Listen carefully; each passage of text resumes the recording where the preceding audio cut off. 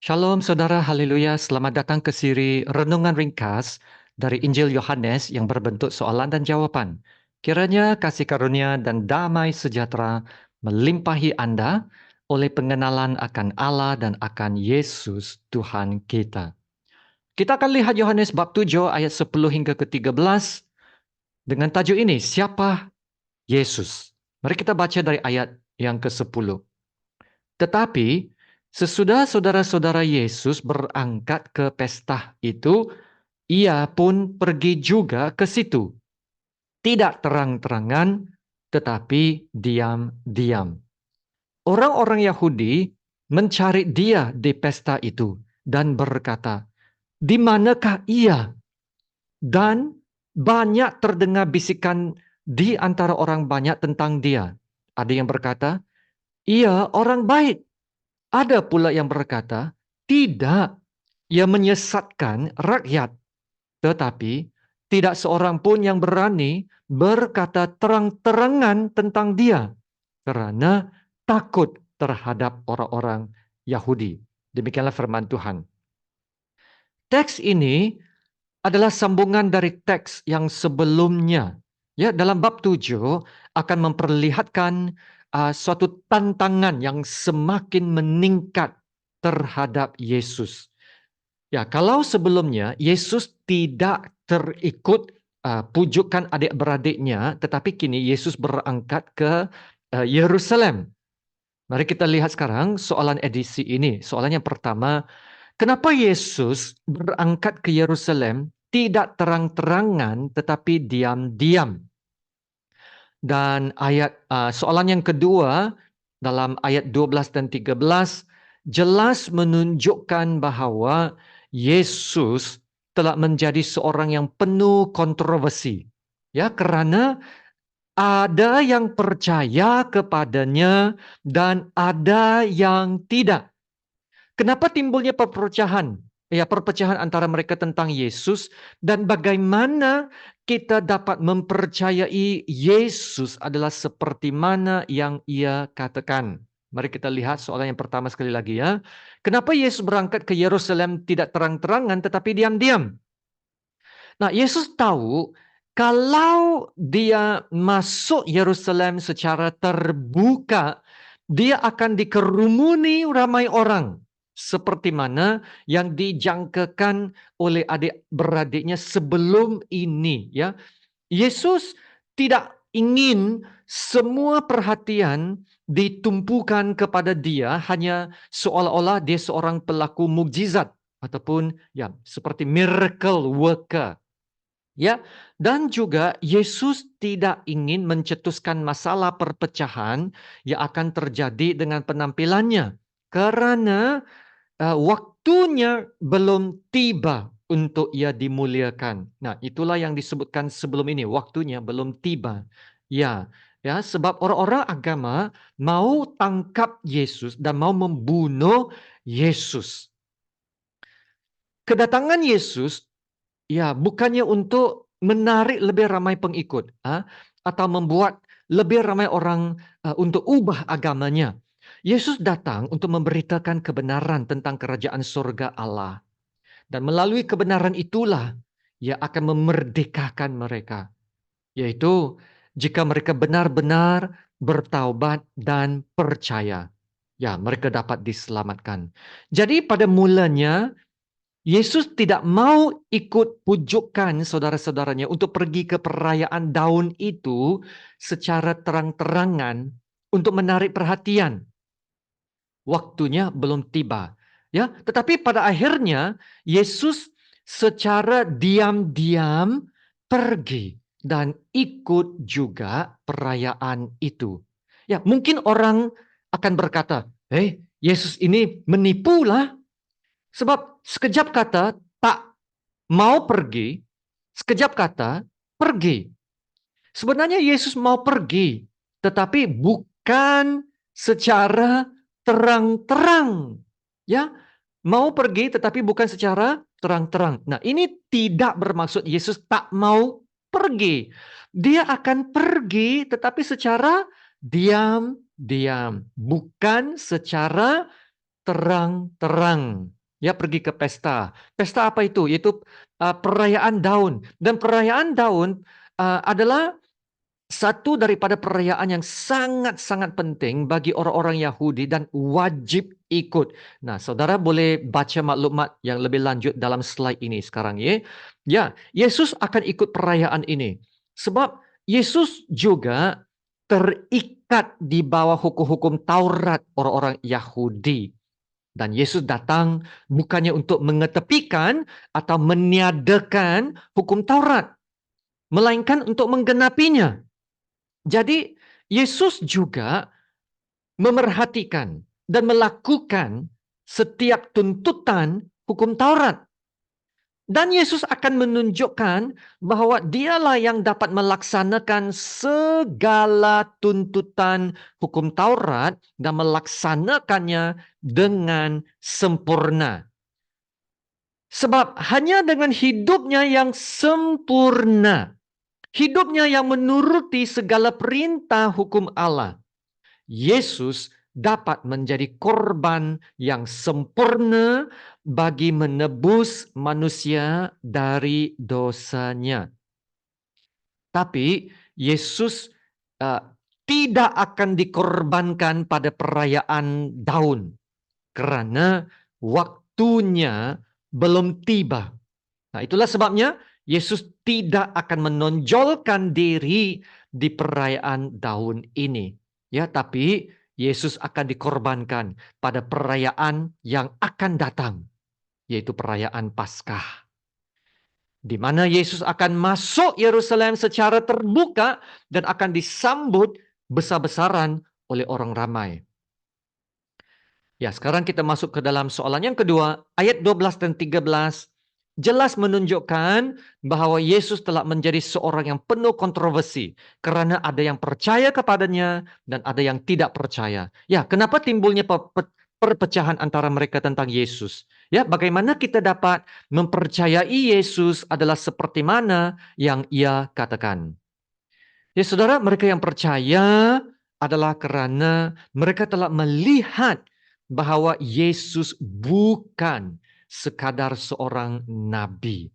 Nah, contohnya perempuan Samaria dengan orang-orang kampung yang dibawa oleh perempuan Samaria itu untuk berjumpa dan mendengar dari Yesus. Itu dalam bab 4 sebelum ini kan. Nah, mereka yang tidak percaya pula, yang tidak percaya adalah karena mereka hanya melihat kepada kemanusiaan Yesus sahaja ya. Mereka hanya melihat kemanusiaan Yesus dan tidak lebih daripada itu.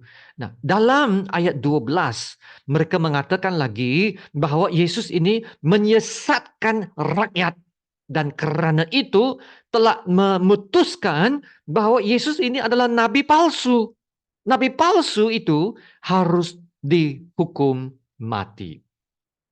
Nah, Injil Yohanes menampilkan Yesus itu dalam kemanusiaan yang sepenuhnya, yaitu 100% Yesus adalah manusia.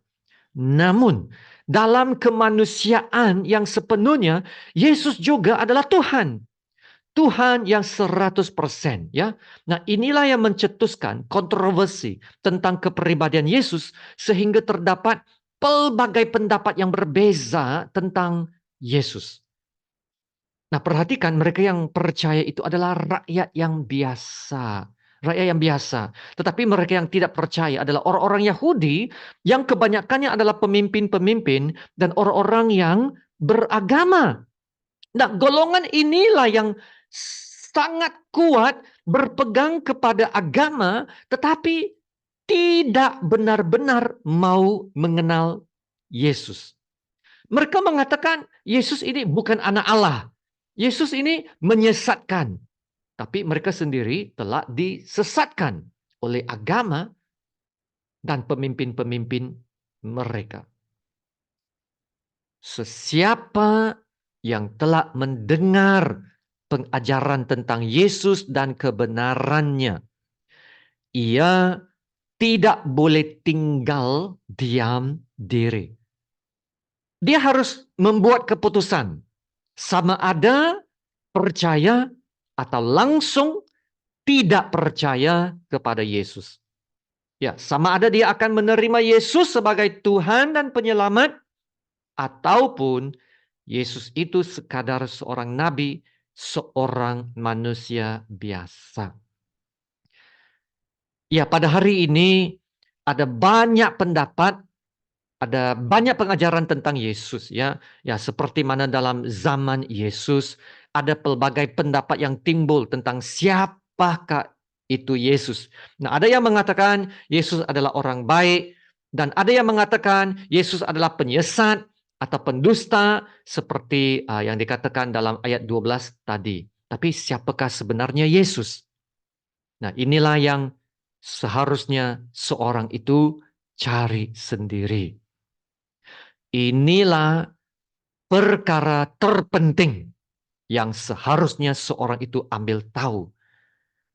Yaitu bagaimana seseorang percaya kepada Yesus akan menentukan keselamatannya, akan menentukan penghakimannya, dan akhiratnya. Janganlah hanya mendengar dari orang-orang yang beragama, tetapi seseorang itu harus sendiri, ya, harus sendiri mencari Tuhan dan membukakan hati untuk membaca firman kebenaran yang ada dalam Alkitab. Kebenaran Tuhan itu adalah terang dan ia dapat memerdekakan kita. Sekiranya Allah pencipta itu adalah hidup, ya, is alive. Pasti Allah yang hidup itu dapat berbicara kepada kita secara pribadi. Saudara, sekiranya ini kali pertama Anda mendengar siaran edisi ini karena tajuk ini, siapa Yesus? Siapa Yesus sebenarnya? Terima kasih. Terima kasih karena telah mendengar siaran ini. Anda harus terus membuka hati Anda untuk mengenal Tuhan Yesus. Ya, saudara, kalaupun tidak terus mengikut siri renungan ini pun tidak apa.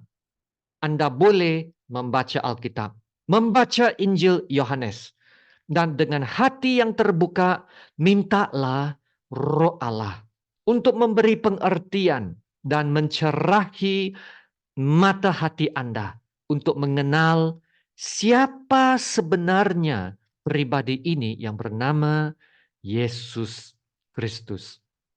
Ya, jangan dipengaruhi suara manusia ya. Manusia tidak sempurna, tetapi dengar dari suara Roh Allah yang boleh berbicara terus ke dalam hati Anda. Haleluya. Nah, saudara, jikalau kita sungguh-sungguh mau mengenal Allah, saya sangat yakin Allah akan menyatakan dirinya kepada kita. Sebab kita mengatakan, apabila kita berdoa, Aku, yaitu Tuhan, akan mendengar doamu dan menjawab doamu. Apabila kamu mencari aku, kamu akan menemukan aku apabila kamu menanyakan aku dengan segenap hatimu. Demikianlah kata Tuhan dalam Alkitab. Ya, saudara, jawaban untuk soalan hari ini, siapa Yesus? Nah, soalan ini ya, tidak dapat dijawab hanya dalam satu sesi saja ini. Ya, bukan dengan pengetahuan sahaja kita dapat mengenal Tuhan Yesus. Kita hanya dapat mengenal Yesus sekiranya kita percaya dan mengalaminya. Itu kita experience siapa Tuhan Yesus itu. Ya, bukan saja tahu, ya, tetapi mengenal dan mengalaminya. Dan kita boleh mengenal dan kita boleh mengalaminya dalam kehidupan kita sehari-harian. Nah, contoh yang terbaik adalah Paulus sendiri. Paulus adalah seorang yang sangat kuat agama. Sangat kuat agama. Tapi Paulus ini tidak kenal Tuhan. Sehinggalah dia mengalami Tuhan Yesus dalam suatu encounter yang sangat luar biasa. Dan hidupnya berubah. Dan dia mengucapkan kata-kata yang luar biasa ini ya saudara. Dalam Filipi 3:10. Yang ku kehendaki adalah mengenal Yesus. Nah, inilah kerinduan Paulus. Dan kami harap ini juga akan menjadi kerinduan kita semua. Amin. Yang ku kehendaki adalah mengenal Tuhan Yesus. Ya, Yesus itu hidup dan hidup di dalam kita. Dan karena itu kita dapat mengalami penyertaan Allah dalam hidup kita. Haleluya, terima kasih Tuhan Yesus. Mari kita berdoa. Haleluya, Bapa kami yang di surga. Engkau Bapa yang termulia dan yang teragung, yang layak disembah dan dipuji di atas segala-galanya. Terima kasih Bapa untuk firman kebenaran hari ini. Ya Bapa, sangat penting untuk kami mengenal Engkau secara pribadi. Dan bukan hanya mendengar kenyataan-kenyataan dari orang-orang yang lain. Firman-Mu yang tercatat dalam Alkitab memberikan kebenaran-kebenaran yang paling tepat dan yang paling benar tentang siapa Tuhan Yesus. Ya Bapa, gerakkan hati kami semua untuk mau lebih mengenal Tuhan Yesus. Dan melalui usaha inilah kami dapat mengenal Tuhan yang benar, memiliki iman yang benar, ya Tuhan, menjalani hidup yang benar dengan bimbingan dari Roh Allah dalam hidup kami. Tuhan bukan lagi pribadi yang jauh, tetapi pribadi yang hidup dalam kami, yang sentiasa menyertai kami, yang sentiasa perhatikan kami. Haleluya, terima kasih Tuhan. Kami tidak akan takut lagi. Tidak akan takut lagi. Karena dalam Yesus kami sudah ada keselamatan.